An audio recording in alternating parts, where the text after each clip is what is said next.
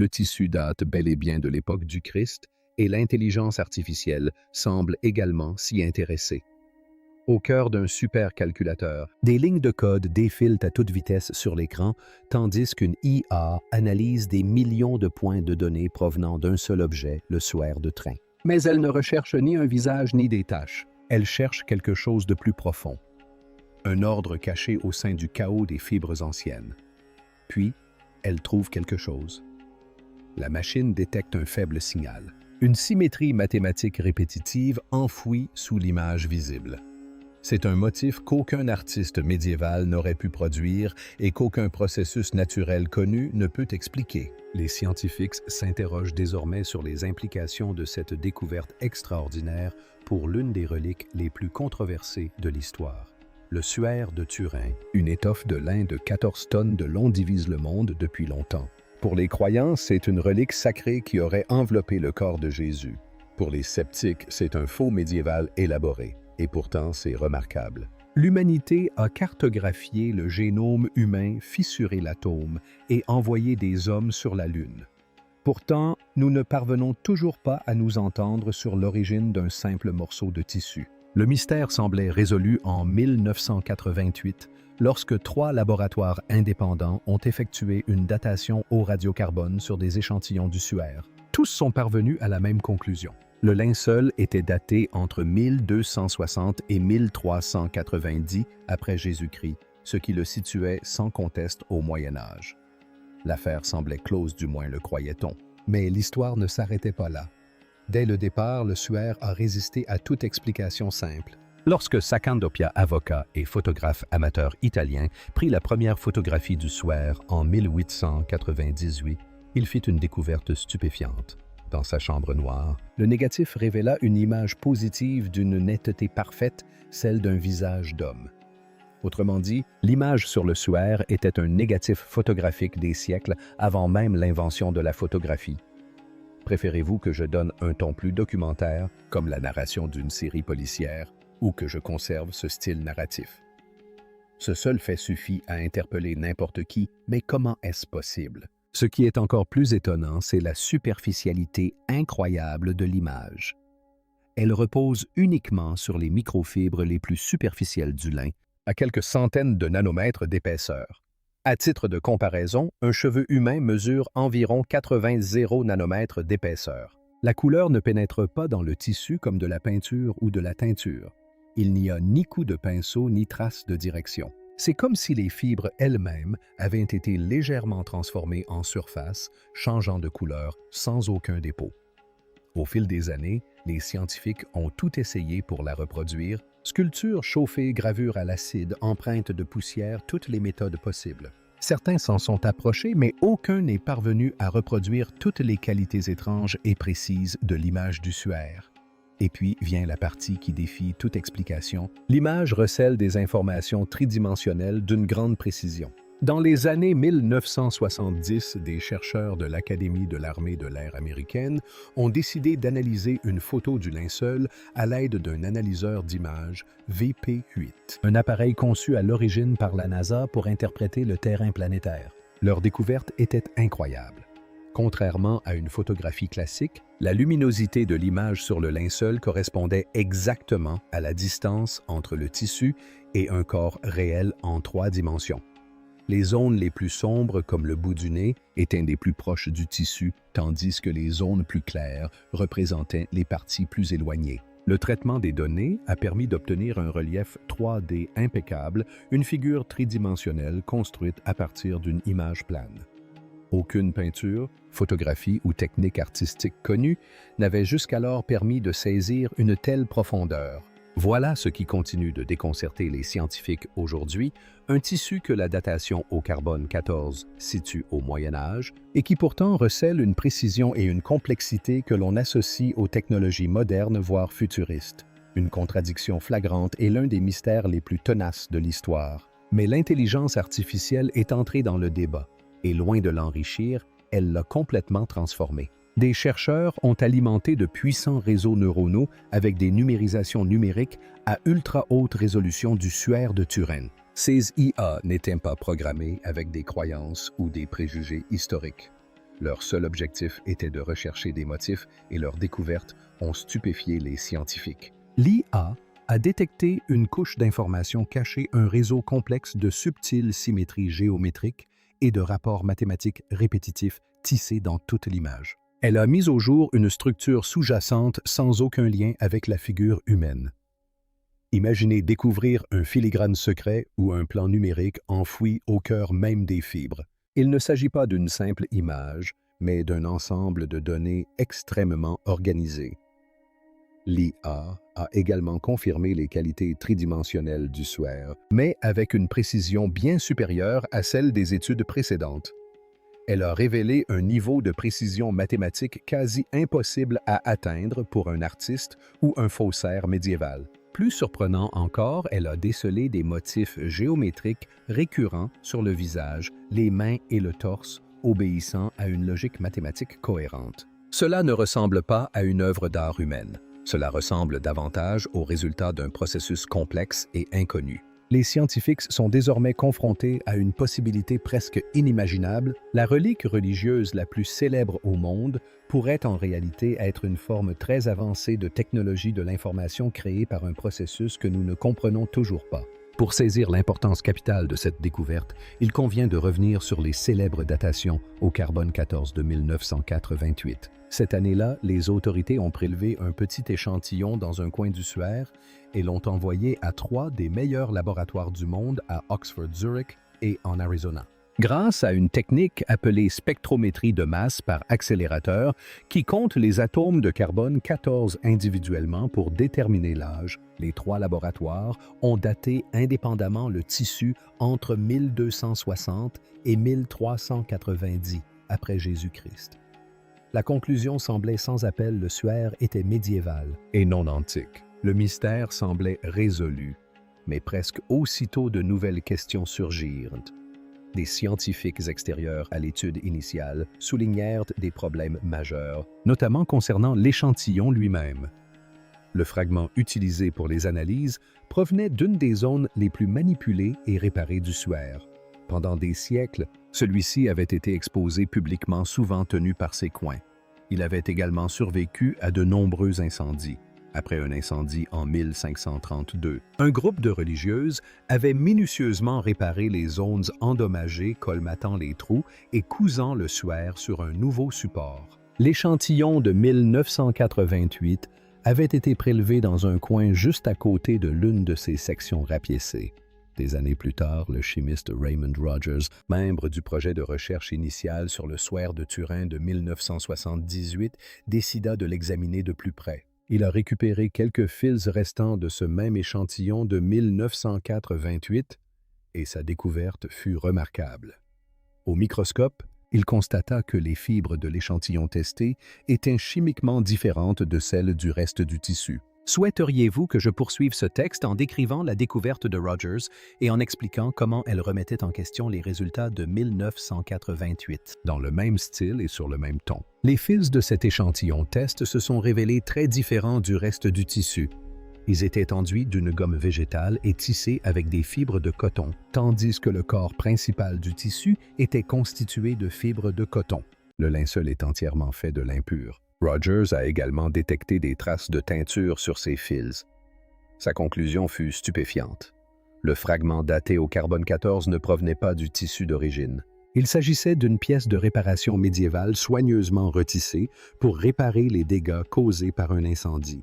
Autrement dit, dater cet échantillon revenait à tenter de déterminer l'âge d'un mur de briques antique en analysant un peu de mortier moderne. Naturellement, le résultat serait plus jeune. Cette révélation a remis en question l'ensemble des conclusions de la datation au carbone 14 de 1904-28. Depuis, plusieurs études indépendantes ont corroboré les résultats de Rogers. Grâce à la spectroscopie vibrationnelle et à l'analyse par rayons X, d'autres scientifiques ont obtenu des résultats suggérant que le suaire pourrait être bien plus ancien, peut-être proche de 201 ans. Une étude a même estimé son âge à environ 900 avant Jésus-Christ. C'est à 200 ans près, tandis qu'une autre l'a situé précisément au 1er siècle. Ces méthodes ne sont pas aussi universellement acceptées que la datation au carbone 14, mais elles ont relancé l'un des débats scientifiques les plus passionnés de tous les temps. Et c'est ce qui rend la découverte de l'IA si importante. Contrairement à la datation au carbone 14, l'IA n'a eu aucun contact avec le tissu. Elle a ainsi évité toute controverse quant à l'authenticité de chaque échantillon. Elle a analysé l'image elle-même. Le seul point sur lequel tout le monde s'accorde réside au cœur du mystère. Ce qu'elle a découvert n'a rien à voir avec l'âge du tissu. Les motifs détectés sont intrinsèques à la formation de l'image. Ainsi, même si le suaire date effectivement du Moyen Âge, cela soulève une question encore plus troublante. Comment un faussaire médiéval, ignorant tout de la photographie, de l'imagerie numérique et des nanotechnologies, aurait-il pu créer une œuvre encodant des couches de données géométriques et tridimensionnelles cachées détectables uniquement par l'intelligence artificielle moderne? L'image est si précise et mathématiquement cohérente que certains chercheurs l'ont décrite comme une forme d'intelligence spatiale imprimée sur les fibres. C'est un véritable paradoxe. L'IA n'a pas résolu le débat sur l'âge du suaire. Elle l'a rendu caduque. Elle a découvert que les motifs du suaire obéissaient à une régularité mathématique précise, une règle prévisible qui se comportait presque comme une loi physique. Imaginez un linceul de lin recouvrant un corps humain d'où émane soudainement une forme d'énergie. L'effet est maximal au contact de la peau et s'atténue à mesure qu'il s'éloigne. L'IA a confirmé cette relation avec une précision remarquable sur l'ensemble de l'image. Ce n'est pas ainsi que la lumière et l'ombre se comportent dans une peinture. Les artistes créent l'illusion de la profondeur par leur habileté et leur technique, mais l'image sur le suaire ne simule pas la profondeur. Elle contient des données de profondeur. L'information de distance est encodée directement dans les fibres. Pour un artiste ou un faussaire médiéval, une telle réalisation aurait exigé non seulement un génie artistique, mais aussi une maîtrise de la physique de l'optique et des mathématiques avancées, le tout appliqué avec une précision microscopique. C'est tout simplement hors de portée pour quiconque à cette époque. Et puis, un fait encore plus étonnant est apparu: l'IA a détecté de faibles symétries et des proportions répétitives, telles des harmonies cachées en musique. De même que certaines notes s'harmonisent à merveille grâce à leurs relations mathématiques, l'IA a décelé des liens géométriques entre des points clés de l'image, l'écartement des yeux, les proportions des mains, la courbe des côtes, le tout aligné selon une structure géométrique invisible. Ces motifs étaient totalement imperceptibles à l'œil nu, enfouis sous des siècles d'usure de dommages et le tissage naturel du lin. L'IA les a pourtant repérés avec une facilité déconcertante, écartant ainsi tout dysfonctionnement ou pareidolie perception de motifs inexistants. Des chercheurs ont mené la même analyse sur d'autres textiles et œuvres d'art peintes anciennes. Les résultats ont été sans équivoque, aucun ne présentait une structure similaire. Cette structure géométrique était unique au suaire de Turin. Les implications sont stupéfiantes. L'image ne semble pas avoir été créée par contact direct comme la pression d'un corps sur un tissu. Il apparaît plutôt qu'une forme d'énergie ou de rayonnement a projeté l'information sur le lin à courte distance. Les scientifiques ont proposé plusieurs théories pour expliquer ce phénomène. L'une d'elles, l'hypothèse de l'effet Corona, suggère qu'un puissant champ électrique autour d'un corps aurait pu imprimer l'image. D'autres ont envisagé la possibilité d'une brève mais intense impulsion de rayonnement ou de lumière ultraviolette, suffisamment puissante pour brûler uniquement les fibres les plus superficielles du tissu. Pourtant, malgré des décennies d'expérience, personne n'est jamais parvenu à reproduire toutes les propriétés uniques et énigmatiques du linceul. Souhaitez-vous que je poursuive avec la partie suivante, où les scientifiques testent ces théories énergétiques et présentent leurs résultats? Les scientifiques sont parvenus à recréer certains aspects du suaire, comme la faible profondeur de l'image, mais jamais sa parfaite précision 3D ni l'ordre géométrique caché qu'il renferme. C'est presque incroyable. Une image si fragile qu'elle ne mesure que quelques nanomètres d'épaisseur est pourtant si riche en informations qu'elle a survécu pendant des siècles sans s'altérer. Comme l'a dit un physicien, ce n'est pas un artefact, c'est un phénomène. Et si c'est vrai, s'il s'agit d'un phénomène plutôt que d'un objet fabriqué par l'homme, alors qu'avons-nous exactement sous les yeux? La découverte par l'IA d'un ordre mathématique caché? ouvre la voie à des possibilités tout simplement extraordinaires. Le SWER pourrait-il être la preuve d'une technologie perdue, d'une loi naturelle encore inconnue, ou même d'un moment où la réalité elle-même a été altérée? Dans une reconstruction simulée, les chercheurs ont inversé la géométrie des rapports encodés. Ils ont alors découvert une carte harmonique spatiale parfaite, étrangement similaire à celles utilisées en imagerie quantique. Cela a conduit certains physiciens à suggérer discrètement l'impensable. Le SWER aurait pu enregistrer un événement dépassant les lois de la physique, un éclair d'énergie si bref et si intense qu'il n'aurait pas laissé de traces, mais un écho informationnel. Plus l'analyse s'approfondissait, plus elle devenait étrange. Au sein de la trame numérique des données, l'IA a détecté ce qu'elle a appelé des lignes de cohérence de phase, de minuscules segments de symétrie mathématique régulièrement espacés, tels des codes-barres microscopiques traversant l'image. Lorsque les chercheurs ont converti ces motifs en fréquences sonores, ils ont produit des sons harmoniques purs des notes correspondant à d'anciens rapports musicaux, les mêmes proportions utilisées dans l'architecture sacrée primitive. Sur un ton mi-sérieux, mi-plaisantin, l'un des chercheurs déclara « C'est comme si le tissu vibrait en silence. Et si ce n'était pas une plaisanterie? Et si ces harmonies étaient intentionnelles? Un symbole codé d'ordre émergeant du chaos. » Lorsque la nouvelle de ces découvertes se répandit discrètement, le Vatican refusa de commenter. Les gardiens officiels du Saint-Suaire à Trinité et Tobago gardèrent le silence. Mais en coulisses, des équipes de recherche indépendantes commencèrent à demander l'accès à l'intégralité des données de l'AI. Souhaitez-vous que je poursuive cette exploration ou ces murmures nous amènent à des théories plus profondes sur ce que le SWER a pu réellement enregistrer? Rapidement, les conférences universitaires se sont transformées en champs de bataille. Les théologiens saluèrent ces découvertes comme une justification, tandis que les sceptiques les rejetèrent comme des surinterprétations, affirmant que l'IA ne faisait que déceler des motifs dans le bruit. Pourtant, toutes les tentatives pour réfuter les résultats échouèrent. La cohérence géométrique était réelle. Les données ne mentaient pas. Une autre équipe d'IA tenta de recréer la structure du SWER à l'aide d'une génération procédurale aléatoire. Un défi quasi impossible. Après 10 millions de simulations, le système n'a jamais reproduit une géométrie aussi complexe que celle de l'image originale. Statistiquement, la probabilité d'une telle complexité par hasard est inférieure à 1 sur 10,0 milliards. Alors que le monde entier débattait, un événement inattendu se produisit. L'IA, d'origine toujours active discrètement en mode d'analyse passive, poursuivit son traitement, comparant la géométrie codée des linceuls à d'immenses bases de données linguistiques. Puis tard dans la nuit, elle produisit un résultat stupéfiant. Dans les proportions de la région du visage, l'IA détecta des formes ressemblant à d'anciennes lettres araméennes. Lorsque les chercheurs étendirent la cartographie à la zone de la poitrine, d'autres correspondances plus ténues apparurent, des fragments formant des mots partiels et ils n'étaient pas aléatoires. Une fois traduits, ces mots suggéraient des phrases cohérentes. « Je suis au-delà de la vie, non de la chair ». L'équipe de recherche a refusé de publier les résultats craignant le ridicule, mais les données ont fuité. Les linguistes qui les ont examinés ont confirmé que les structures ressemblaient à l'araméen du début du 1er siècle et au grec ancien. Si cela s'avérait exact, l'image n'était pas qu'une simple empreinte visuelle. Elle était formationnelle, un enregistrement multidimensionnel combinant géométrie, langage et signification. Un chercheur l'a décrite comme un hologramme quantique de la conscience elle-même. Face à l'engouement médiatique croissant, le Vatican a publié un bref communiqué. L'Église attend des vérifications complémentaires.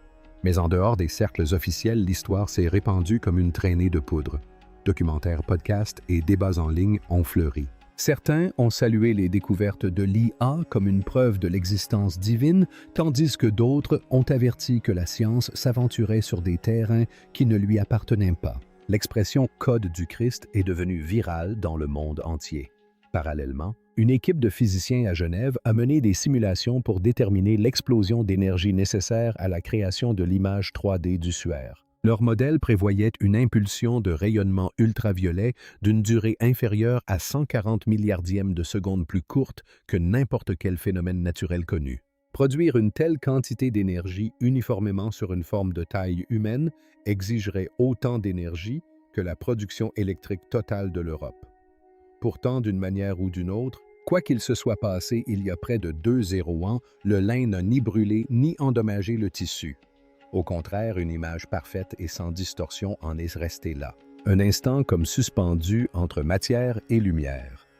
Lorsque l'IA a reconstruit le modèle 3D complet à partir des données encodées, le résultat a stupéfié tout le monde. Le visage de l'homme paraissait calme, serein, sans aucune trace de douleur. Ses yeux semblaient ouverts. Les scientifiques du laboratoire restèrent silencieux. L'un d'eux a fini par murmurer « Cela ressemble moins à la mort qu'à une transformation ». Mais l'histoire ne s'arrête pas là. Quelques semaines plus tard, l'IA a commencé à corréler ses découvertes géométriques avec des données astronomiques. Spontanément, elle a aligné les images et codé les symétries avec les constellations visibles au-dessus de Jérusalem durant une période très précise, correspondant exactement à la période traditionnellement associée à la crucifixion. La probabilité que cela se produise par coïncidence était incalculable. Il ne restait donc aux chercheurs que 2 possibilités. Soit une coïncidence cosmique impossible, soit le SWER avait enregistré un événement réel dans l'espace-temps lui-même. Si tel était le cas, le tissu n'était pas qu'une simple image. C'était le premier enregistrement holographique au monde, une empreinte physique d'un événement dont la physique nous échappe encore. Certains l'ont appelé une photographie de l'espace-temps. D'autres, avec plus de respect, l'ont nommé l'empreinte de la résurrection. Quelle que soit sa nature, elle défiait toutes les lois connues de la thermodynamique. Mais à mesure que la fascination grandissait, l'inquiétude s'intensifiait également. Les ingénieurs de l'IA commencèrent à remarquer d'étranges anomalies. Lors de longs cycles d'apprentissage profond, le système se mit à produire des résultats sans aucun lien avec ces données, des motifs lumineux et sonores ressemblant aux fréquences de la voix humaine. Ces fragments étaient faibles et inintelligibles, comme des échos de quelque chose que la machine ne parvenait pas à traiter complètement. Finalement, le laboratoire arrêta l'IA, invoquant des phénomènes de signaux récursifs inattendus. Puis commencèrent à circuler des rumeurs. Plusieurs sources affirmèrent qu'avant de s'arrêter, le système avait généré une dernière ligne de texte. Quand le tissu respirera à nouveau, la lumière reviendra. Aucun enregistrement officiel de cette sortie n'existe, mais 3 chercheurs différents confirmèrent par la suite l'avoir vu. Le projet fut discrètement abandonné. Toutes les données furent scellées sur les serveurs du Vatican, mais des fragments de fichiers cryptés commencèrent bientôt à circuler sur des réseaux anonymes, prouvant que le mystère du SWER de Turin était loin d'être résolu. Souhaiteriez-vous que je poursuive le récit en relatant ce qui s'est passé après les fuites et la réaction du monde aujourd'hui? Des chercheurs amateurs du monde entier affirment avoir trouvé des motifs géométriques similaires dans d'autres reliques anciennes, ce qui laisse penser que le SWER pourrait ne pas être unique après tout. L'humanité a peut-être déjà rencontré ce code caché faute de technologie pour le déchiffrer. Au fil des mois, le débat s'intensifie. S'agit-il véritablement d'un message divin, d'un vestige d'une technologie disparue? Ou bien est-ce la preuve que la conscience elle-même peut laisser une empreinte sur la matière? Le linceul d'étain repose toujours dans sa vitrine silencieuse, protégé, immuable, et pourtant il semble revivre. Ce qui fut jadis un mystère ancestral de la foi est devenu une énigme d'un genre nouveau, renaissant à l'ère numérique. Grâce à l'intelligence artificielle, le linceul a trouvé une nouvelle voie. Une voie qui ne s'exprime ni par la théologie, ni par la légende, mais par les données, les mathématiques et la lumière. C'est peut-être là le grand paradoxe. Pendant des siècles, la foi a demandé aux gens de croire sans preuve. Or, la preuve elle-même semble murmurer le même message que la foi a toujours véhiculé: la réalité dépasse ce que nous pouvons mesurer. Le véritable miracle n'est peut-être pas que le SWER contienne un code, mais qu'après 2 ans, nous ayons enfin appris à le déchiffrer. Dans la trame ténue du lin, dans le visage fantomatique qui semble traverser le temps, quelque chose perdure.